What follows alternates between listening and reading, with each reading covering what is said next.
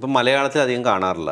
ഇപ്പം അന്ന് 2 നമ്മൾ വർഷമായിട്ട് ഇപ്പൊ ഞാൻ അന്ന് നമ്മൾ അവിടെയാണ്. സംസാരിച്ചപ്പോൾ ആരെങ്കിലും വെച്ച് സംസാരിച്ച് പറഞ്ഞില്ലേ, ഞാൻ എനിക്ക് അവിടെ തന്നെ സെറ്റിൽ ആയാലോ എന്ന് ആലോചിക്കുകയാണ്.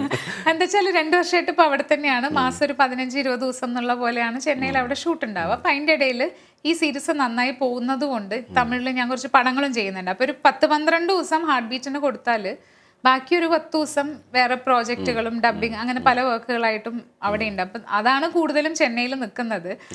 അൾട്ടിമേറ്റ്ലി ചെയ്യാൻ താല്പര്യം നമ്മുടെ സിനിമ തന്നെയാണ്, നമ്മുടെ കഥാപാത്രങ്ങൾ തന്നെയാണ്. പക്ഷെ എന്നെ സംബന്ധിച്ച് ഇപ്പം കഴിഞ്ഞൊരു 2-3 വർഷമായിട്ട് എനിക്ക് ഗംഭീര വേഷങ്ങൾ അവിടെ, മലയാളത്തിൽ കിട്ടാത്ത വേഷങ്ങളാണ് എനിക്ക് അവിടെ കിട്ടുന്നത്. തമിഴിൽ അപ്പം ഒരു ആക്ടർ എന്നുള്ള രീതിക്ക് ഞാൻ തമിഴ് കംഫർട്ടബിളുമാണ് സംസാരിക്കാനായിട്ട്. അപ്പം അത് കാരണം ഒരു ആക്ടർ എന്നുള്ള രീതിക്ക് എവിടെയാണോ നല്ല പെർഫോമൻസ്, നല്ല റോള് കിട്ടുന്നത് വെച്ചാൽ ഞാൻ അതാ ചെയ്യുള്ളൂ. എനിക്കൊരു ലാംഗ്വേജ് ഒരു ബാരിയർ അല്ല. മലയാളം എൻ്റെ ഭാഷയായതുകൊണ്ട് ഇപ്പം ഞാൻ തമിഴ് സംസാരിക്കുകയാണെങ്കിൽ ഞാൻ ഈ ക്യാരക്ടർ ആലോചിക്കുന്നത് മലയാളത്തിലാണ്, എൻ്റെ ബ്രെയിൻ വർക്ക് ചെയ്യുന്നത് മലയാളത്തിലാണ്.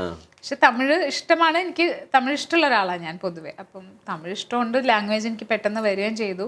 നല്ല ക്യാരക്ടറാണ്. ഇപ്പം ഞാൻ ചെയ്ത കുറുവമ്മാളായാലും ഇപ്പം ഈ ഹാർട്ട് ബീറ്റിലെ രതി ആയാലും, കുറുവമ്മാൾ എന്ന് പറഞ്ഞിട്ട് അയലി ആയിരുന്നു ആദ്യത്തെ തമിഴിൽ അവിടെ ഹിറ്റായത്. പിന്നെ അങ്ങനെ ഇപ്പം ഞാൻ ലോയർ എന്ന് പറഞ്ഞ ഫിലിമിലൊരു ക്യാരക്ടർ ചെയ്തു, വിജയ് ആൻ്റണി ഫിലിം, അതായാലും അങ്ങനെ എല്ലാം നല്ല രസമുള്ള ക്യാരക്ടേഴ്സാണ് ഇപ്പം കിട്ടുന്നത്. അപ്പം അതിൻ്റെ ഒരു സന്തോഷമുണ്ട്.